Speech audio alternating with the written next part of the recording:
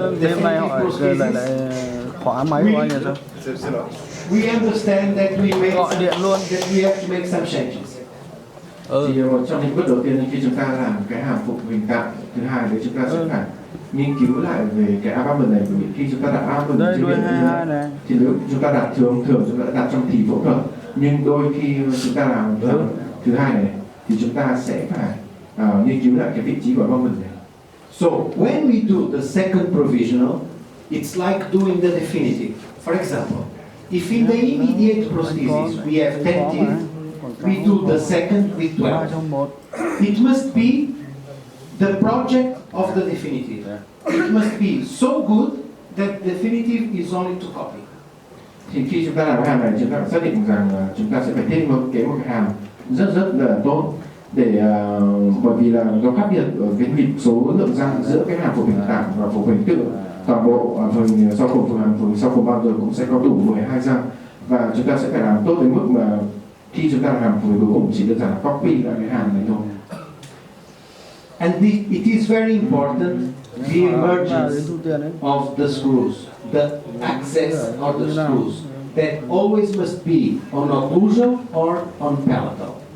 Và chúng ta phải nghiên cứu làm sao để mà cái lỗ để bắt vít lúc nào nó phải nằm ở trên mặt nhai hoặc mặt trong. So we have a lot of abutment choice, and at this time we can decide to change any abutment that is not 100% okay.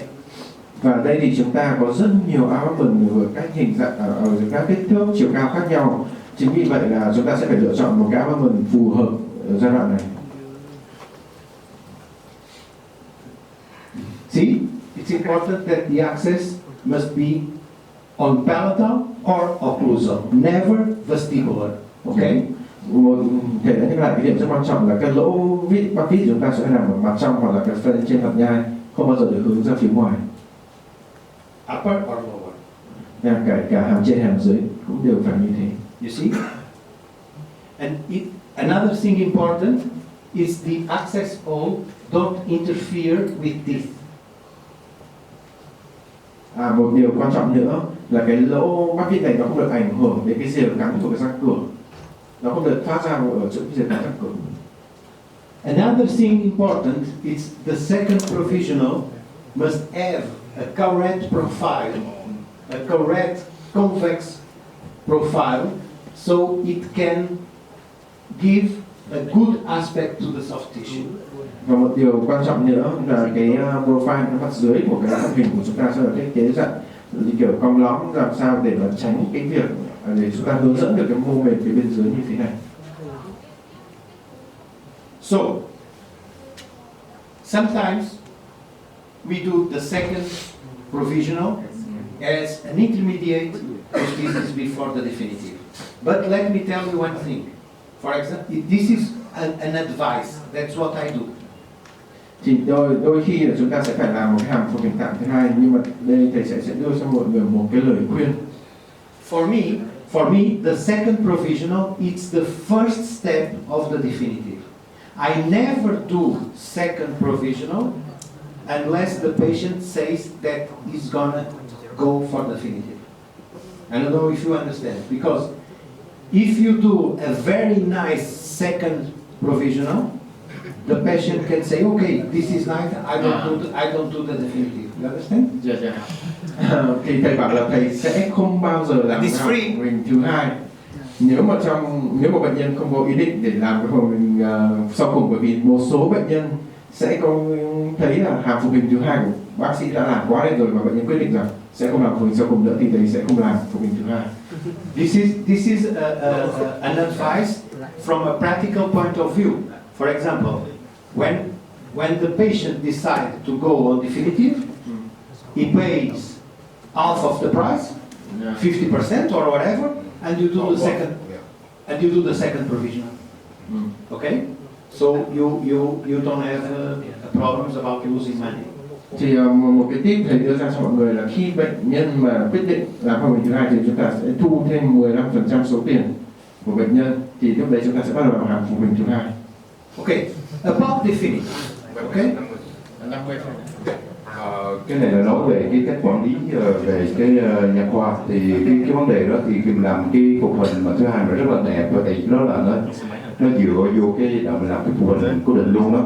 Thì nó có hai cái, có cái vấn đề nó có thể phải coi chừng, và cái vấn đề là nó cái lợi ích như là nãy mình nói đó. Thứ nhất đó, là về cái vấn đề tài chính đó, thì luôn luôn mình đối với cá nhân đó, mình chịu họ trả 50% của cái phục hình thứ hai và cái phục hình cố định, hay là mình đó là một cái giai đoạn của làm phục hình cố định thôi. Thì trong cái đó là một cái packaging, mình không có nói là phục hình thứ hai gì hết, mình đồng ý không? Mình nói là ok, tôi làm cái phục hình cố định, tôi làm trong mấy tháng đó, nhưng mà cái thời gian đó là mình cộng hai cái đó trong một cái khối tiền luôn. Tại sao?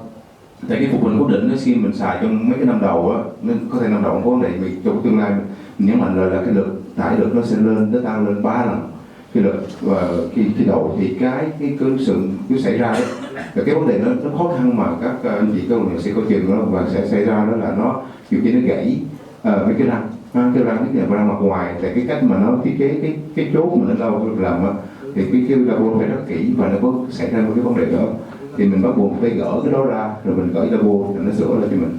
Thì cái phục hình mà tạm thứ hai nó sẽ là một cái như là cái bánh xe mà dùng cái bánh xe mà thay thế tạm cho cái xe hơi gì đó, thì mình cái lợi ích là về bệnh nhân người ta không có mắc răng, không có gì hết, rồi mình gỡ ra chừng nửa tiếng đồng hồ mình gắn double và mình chờ nó sửa xong mình gắn cái phục hình cố định.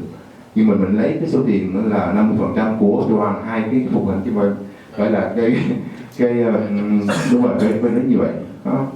Thì các bạn cái thứ hai mình nói là cái đó là cái quản lý về cái tài chính, và cái cách mà cái phục hình thứ hai nó sẽ là một cái bánh đằng mình thay thế khi có những vấn đề về đằng mình thay thế, hay mình gãy cái răng răng dạ. Okay, when we go on definitive, let's see all the steps with the clinical case. So, this patient has the provisional. After 6 months, okay, we go for definitive. First thing. Đây là quy trình chúng ta sẽ làm để tiến hành làm phục hình cố định cuối cùng. Thì bệnh nhân đã có làm phục hình tạm trước rồi, để bước đầu tiên. First thing, bite registration. Đầu tiên chúng ta sẽ lên dấu cắn. Then we take a look at the provisional and we see if everything is okay about the position of the SX, if the parameters are good, and we decide I need a second provisional or not. Sau đó chúng ta sẽ phải quan sát cái phục hình tạm của bệnh nhân, quan sát các cái lỗ thoát ra phục hình tạm. Nếu tất cả mọi việc đều ổn hay không thì sau đấy chúng ta sẽ quyết định xem có là phục hình thứ hai hay không, phục hình tạm thứ hai. Next step is final impressions. But don't forget, before final impressions, make sure that all the abutments are in place, are tightened. So we have to re-tighten the abutment. Và cái bước thứ hai rất quan trọng, trước khi chúng ta lấy dấu tới, chúng ta sẽ phải bắt vít chặt lại các cái abutment này, để bởi vì đôi khi trong cái trường hợp chúng ta giảm được một thời gian, các abutment này có thể bị lỏng ra. Then we do the final impression, always splint. Và chúng ta sẽ tiến hành lấy cái dấu cuối cùng, đó là chúng ta phải liên kết với nhau. And then we have the impression. The lab does the stone model, the opponent model, and the bite registration. Sau đây chúng ta sẽ tiến hành đổ thạch cao cho cái mẫu đấy, và có hàm tối của chúng ta sẽ có sẵn một cái dấu cắm bằng cái silicone kia. And then we start with the position of teeth.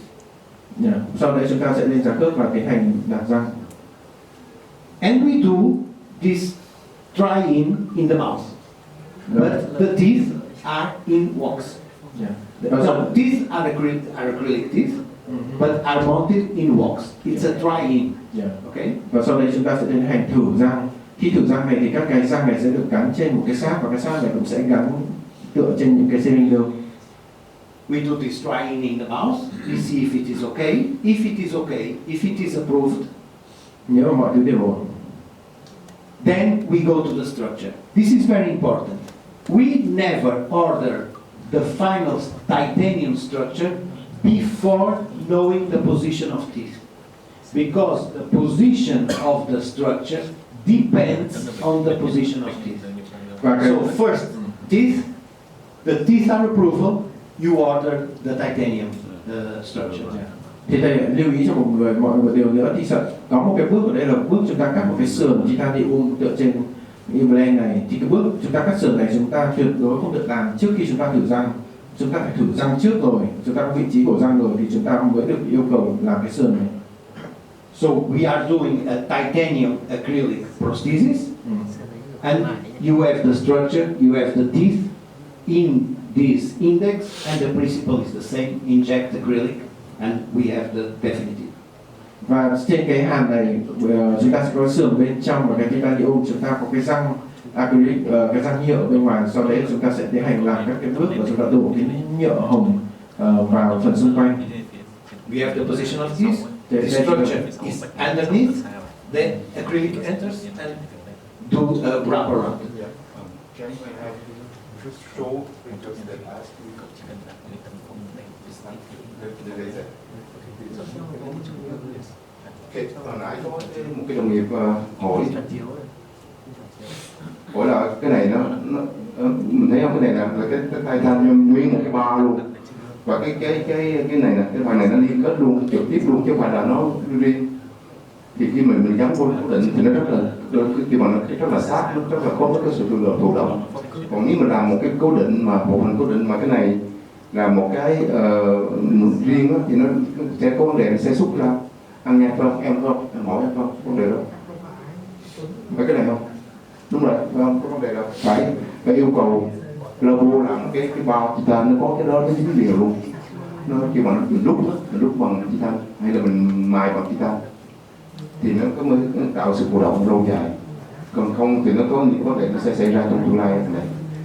Và cái thứ nhiều cái ưu điểm là cái liên kết giữa cái răng này nè, cái này nó chung như cái răng như là răng ngoài.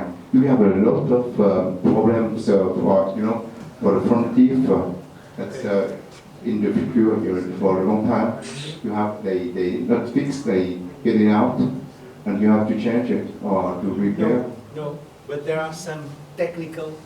Yes, that's why I asked you about it. Yes, there are some technical tricks like sandblasting the teeth, so get more retention.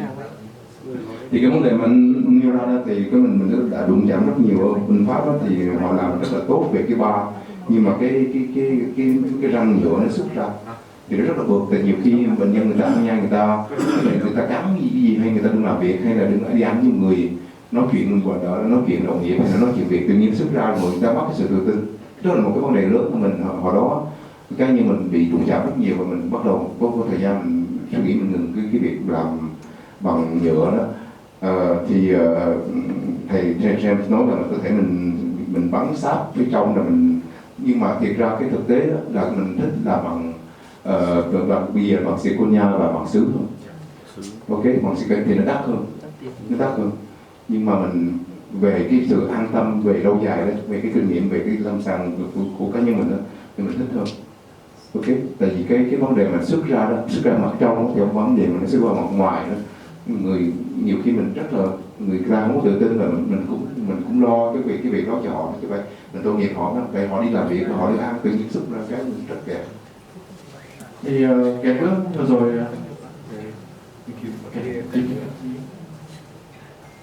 And here you see, after acrylic, then it's doing the finishing. Thì cái vừa rồi là chúng ta úp cái dấu silicone phía bên trên mà có ở cái răng và có cái sợi bên trong, chúng ta ôm acrylic vào bên trong. And this is important. It's normal that at the beginning it's concave. Chúng ta You have to transform it in convex. Thì đầu tiên khi chúng ta bơm vào bao giờ thì cái sống hàm của cái nền hàm bao giờ có dạng hình dạng lồi như này, thì bây giờ chúng ta sẽ phải mài chỉ để chuyển ra thành dạng lỏng. And this is the final one. Và đây cái phần Concave cuối cùng and well polished. được đánh bóng rất tốt và có hình dạng cong lõng. And here it is. Đây hàm cuối cùng đây.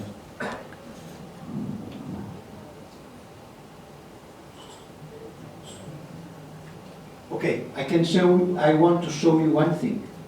that I didn't show here another step.